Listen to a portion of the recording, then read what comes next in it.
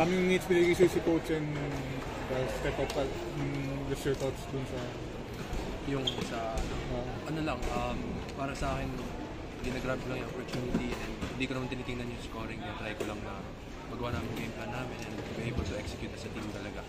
So yun, lang so yun, just to do the little things rin. Kasi madami naman kaming scorers eh.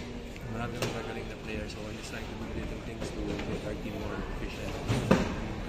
si coach tutuwa siya dun sa nakikita mo sa court.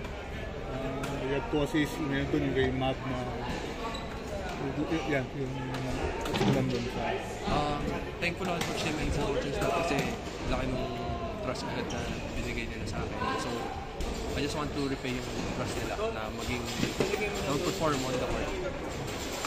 Right, yung transition mo ba from 3x3 to 5-on-5, kumusta naman? Hindi naman naging mahirap para sa'yo? Mahirap? Hindi naman masyado kasi kasama ko na sila sa control. So, dun pa lang, same naman na yung ginagawa namin. So, I was able to adjust naman agad. You played for 16 minutes tonight. Medyo nagulat ka ba na nababad ka ng gano'n ni Christian tonight? Yes, nagulat ako. Hindi ko in-expect na abot ako ng LeBron!